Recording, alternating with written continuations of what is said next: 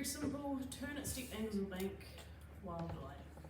Yeah, and you can ask them questions in that first slide of what do you think a steep gliding turn is, and they should be able to get that objective on their own, right? So in this brief, pretty standard to our same other briefs, we're going to go through the principles of flight. As mentioned, it'll be a lot of revision. Go through the instruments, look at our human factors and airmanship as always, and the aircraft management before we get stuck into the air exercise. How to. Question we always want to ask when we're learning a manoeuvre, considerations, and why. Why would we want to learn this? So can you guys actually give me some answers for this? Why do we want to know how to do a steep gliding turn? When you descend during a short period of distance, you don't have not a lot of Descend in a short period of distance, so not moving very far horizontally, but also in a short period of what? time. Yep. Yeah, so you can argue both sides, right? Cool. It's got like a cloud in front of you, and it's let's say it does extend a bit below you as well. You might elect to do a steep gliding turn to get away from it, but also descend below it. Yeah, definitely. Anything else? Trying PFL. Yep. Force landing can give you some more options to get down. You have an engine failure at 8,000 feet, which, you know, they're part 3, they're more likely to be flying at higher altitude. So if we have an engine failure at 8,000 feet, but we've got some good options right below us, that can help us stay above a certain point. Cool. So summed up quite nicely by any time we need a high rate of descent, without a super high airspeed, of course we're going to keep the aircraft under control, and we get a small radius of turn, so that's that horizontal distance we're talking about, right? We stay within a small area. The 2 examples it has on the slide, turning during a forced landing and during a fire. So why would it talk about a fire? No, so just get down as quick as possible, really. Yeah. Crossing the Get on the ground pretty quickly, right? That's the main reason. Imagine smoke in the cabin or something like that. You're going to be incapacitated pretty soon. Yeah, all the other reasons we gave, really good. So it's good to, like I said, this slide doesn't give you many reasons why, but have that discussion, get some answers out of your students. Everyone happy with that one? Right, now this one should be a bunch of revision. So we're just going to go through the forces and the descent again. I don't think I need to go through this with you guys. The student, like I said, it wouldn't be in part 1 that they've seen this, pre-first solo, whereas now this is working towards the CPL after PPL, right? So it might have been a while since they've actually seen this. So go through in detail, and when I say go through in detail, ask them lots of questions. Remind them. Don't be surprised if they are a little bit fuzzy on some things. But this should be the exact same as what we've seen recently, so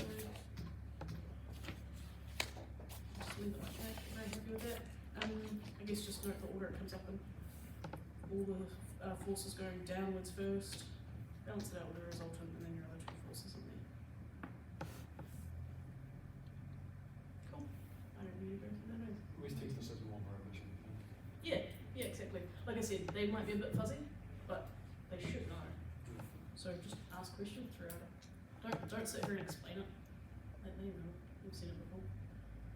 Just just start by, alright, what force X straight now? What do we actually break that up into? You know? Just get them to answer it always if you bring it up. Alright, so this slide, I'm not bringing it all up for you when you've got a pick there, but you just want to take this one kind of step by step, because this is really starting off an important point about why we go with a particular speed. So we can see best glide, it says DA40 is 75 knots straight away, which, as we know, isn't quite right, but let's just say, for example, in this situation, we're going 75 knots as our best glide speed today. So that's what I'd recommend to kind of start with. And you can, once again, great opportunity to ask questions. What are our range of best glide speeds? Ask them the weight, ask them the speed. Yeah, kind of brings it up in 4 points, but that's fine. Talking about load factor, what happens to load factor as we increase angle of bank? You know, once again, questions. It's all revision. It's just a matter of putting all these bits of information together. Stall speed, so stall speed's going to increase at 45 degrees angle of bank. That goes up to 63 from what? Can I ask? 53. Cool. So if you end up bringing all the points up and you go, oh shit, I can't ask a question about that, think about how you can ask a question in a different way, right? So as it says there, 18% increase. I don't think they're going to do the maths real quick and figure it out from that. Hopefully they just know it to 53. So best glide speed 75. However, with that increase in angle of bank, we've increased our load factor there for our stall speed. So our stall speed is now 63 instead of 53. So our buffer between our glide speed and our stall speed has shrunk. They are a lot closer together now. 10 knots, let's say approximately 10 knots, isn't much in the grand scheme of things, right? If we had a bit of turbulence or whatever. And think about what our lowest best glide speed is going to be, 68, right? So 5 knots is not much at all. So that buffer is not good. That's not what we want to be operating with. So we're going to increase the glide speed to achieve the same buffer while we're doing a steep gliding turn. What do we mean by that? So there's our best glide speed for that given weight. There's our stall speed of 53. We have a buffer of about 22 knots. As mentioned, our stall speed can increase up to 63 knots during a steep turn, which reduces that buffer. So what we're going to do is we're going to increase that that glide speed to 85 knots now. Now we're going to say 85 regardless of what weight, okay? So don't stress too much about I'm starting at 68 knots best glide speed, so I need to go to 78 or something like that. Just think whatever your glide speed is, sure, maintain that. Then as you're rolling into a steep gliding turn, you're going to go up to 85. Just to keep it simple. We don't want to be doing a steep gliding turn and suddenly trying to do the maths on what our speed should be. Keep it 85. Everyone happy with that? I'm just running through that pattern, just like power sandwich sort of thing. Just a different way of looking at it. We're just talking about buffers here. So why we want to buffer? Right, our airspeed in the steep line turn is going to be controlled by our attitude, so how much back pressure we're applying. So if we are getting too fast in our steep line turn, what do we need to do with our attitude? Increase or decrease? Someone? Can you say that again? Our airspeed is increasing or it's too high. What do we do with our attitude to fix it? Back pressure. Raise the nose? Yeah. Cool. So just, once again, ideas for how you can ask questions. Really important to note this because it's such a common issue with students in this manoeuvre, is airspeed can change very quickly, even if you only move the nose a very small amount. So really common for people to chase the airspeed in this manoeuvre. So just small changes on your back pressure to affect your airspeed. Have we all noticed that before? Pull back quite a bit and your speed skyrockets down and then it's just all over the show. So really focus on flying for the attitude. Yeah, small changes is the big thing to emphasize here. And you can tell the students that. This is a common mistake, don't fall for it.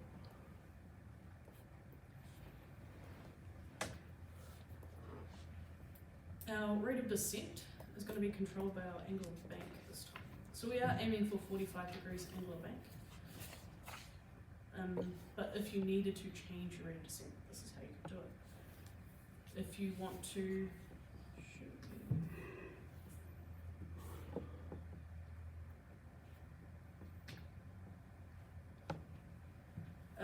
so the less angle of bank you have, the more vertical component of lift you have, therefore the less, the less rate of descent you're going to have. Let us break it down quite nicely.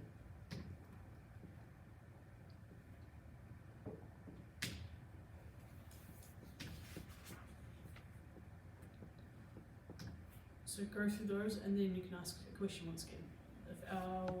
If we wanted to increase our rate of descent, what would we do? Steep turn. that we wanted a high rate of descent and it wasn't that high.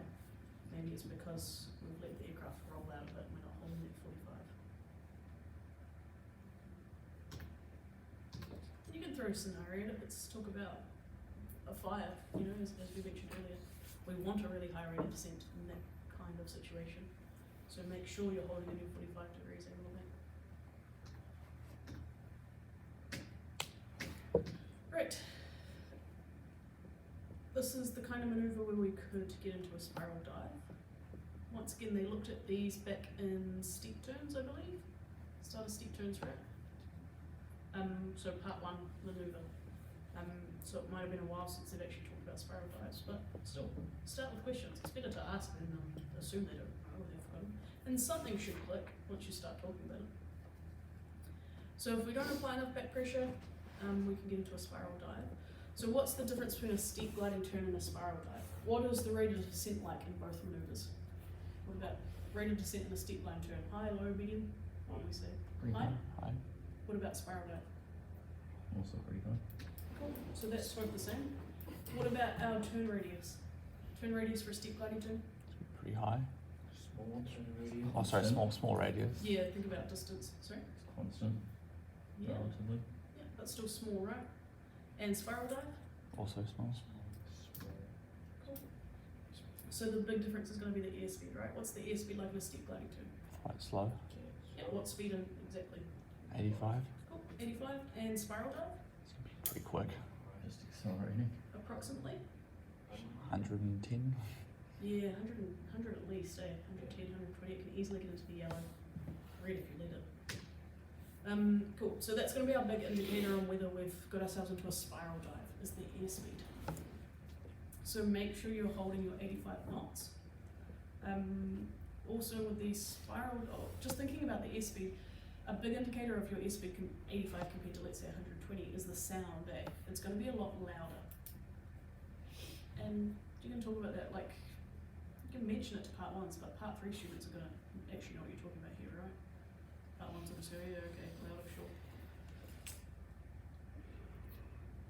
But cool, so you can just lead through questions and then talk about the main point you want to get across there.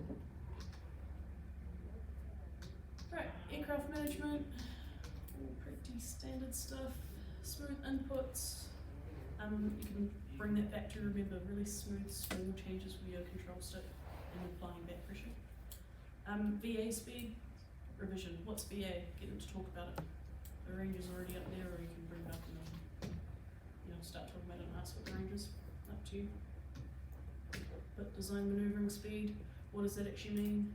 What if we bust that? Are we likely to bust it in this maneuver?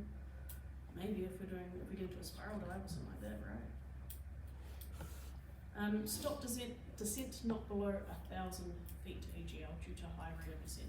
So when we do these maneuvers, you know how we are doing our hazel checks and stalls and we pick a height that we're going to do them at?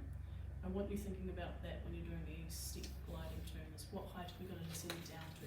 Set yourself a limit. Don't just descend until you go, oh yeah, this feels about right. Make sure you're setting an altitude to descend down to. Just like any descent we do, right?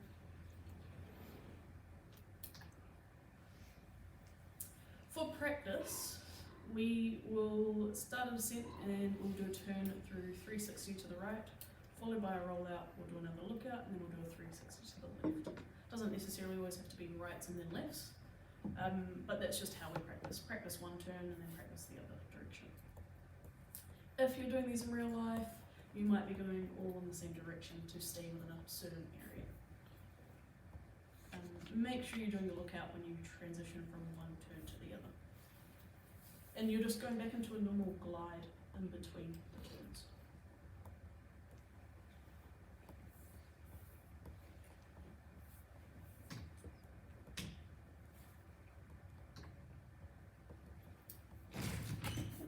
Sorry, mate.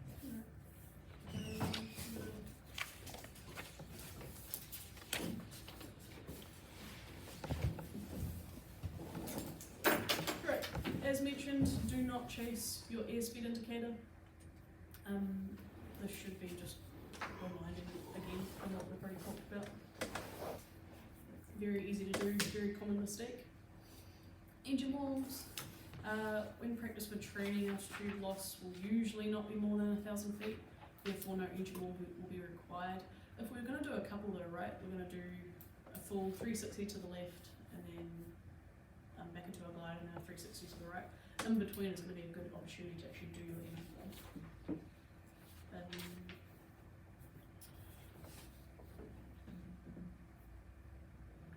But yeah, just like our care fouls, every 1,000 feet.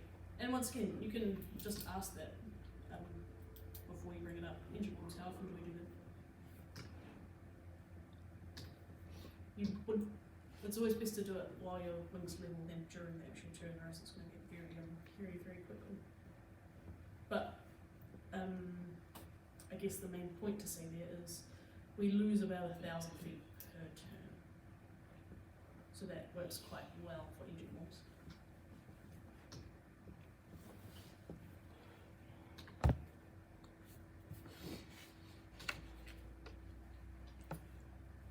Reduce your rate of descent before you get to 1,000 AGL. Remember, it is a very high rate of descent, so anticipate, start reducing when you're approaching your select altitude that you want to descend down to. Looking out before, during the turn, around and below. So lookout's really important for this maneuver because we are changing position very quickly. Easy to get disorientated because of that high rate of descent and that high angle of bank. So set good reference points. Just make sure you've got a good altitude selected. We've given them plenty of time. Don't tell them you want them to descend 300 feet with a steep glide turn. Too tricky. Keep it simple. With the I'm safe, good opportunity to just ask the class, what they're looking for in all those items. Things that are particularly important for this one is going to be illness, right? Locked ears, high rate of descent, very painful. Yeah, but once again, revision.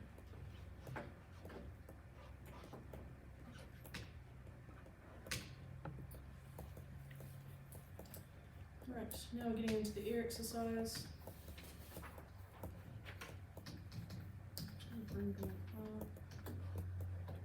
So we should have brushed on everything by now, and now it's just going to be kind of going through the steps. So pick a reference point, reference altitude, nothing new there. I would look out before you start a glide descent, right? Look out before you descend, and then you're looking out before you turn. I'll just mention that in that point there. They know how to enter a glide descent though. It comes up on points, so just ask them. PAT. Do a good lookout. We're doing a turn to the left, looking out right to left, rolling it into our 45-degree angled bank. Note we're a little bit slower because we're in that glide, so control effectiveness isn't as good. Make sure you're coordinating that roll in. And once we're there, remember those small changes in back pressure.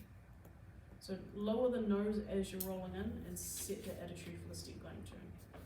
You're increasing back pressure to, might be decreasing, you're changing the back pressure to maintain that attitude for 85 knots. Small changes. As it says in the maintain, our LAI, going through our LAI, and with the attitude, small changes in back pressure can cause large airspeed changes, so just be aware of that. Don't chase the airspeed. Instruments, airspeed indicator, our altimeter, check our balance bar. If our airspeed starts rapidly increasing, what do we think has happened? Nose attitude. Yeah, what kind of maneuver could we be getting ourselves into? Spiral dive. Spiral dive? Yeah. So remember that's just revision from the last slide we did about it. Make sure they're thinking about that. So reduce the angle of bank, raise the nose, and then re-enter the steep turn. Nope, that's just the recovery for a spiral dive, right? And make sure they're aware of that. Do a spiral dive recovery. See yourself back up.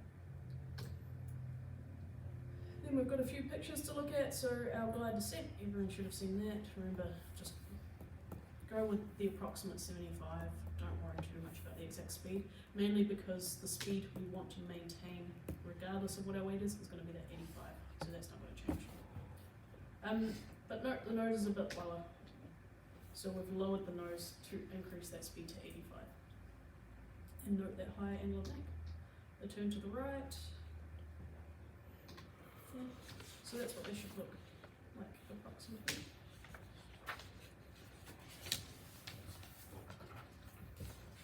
Now the exit, really want to anticipate this one because it's got a higher descent, high angle bank. It can happen quite quickly. So you're going to exit the steep turn and then you're going to level off back to straight on level. When we say exit the steep turn, of course, we're expecting the students to go, oh yeah, I'm going to coordinate my rollout, right?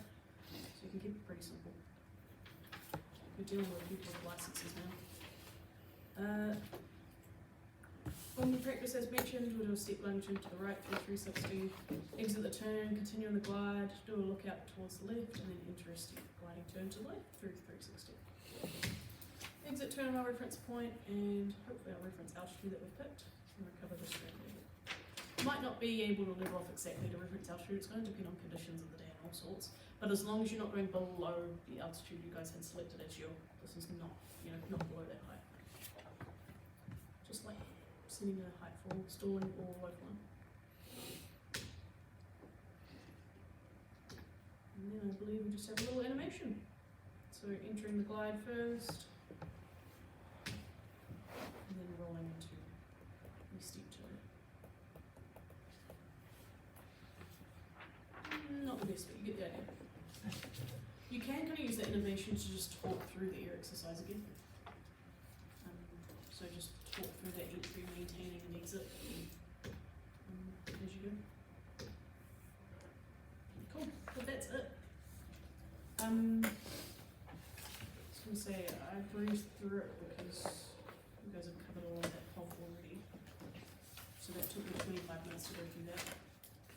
But, with the discussions, maybe 30, 40 minutes. I wouldn't expect it to be too long. Does anyone have any questions?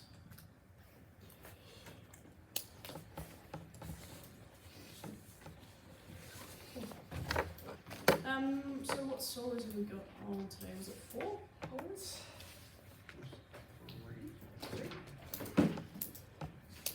That might have added one. Oh, yeah, 3. 3 solos, and then you guys have another jog line. Yeah.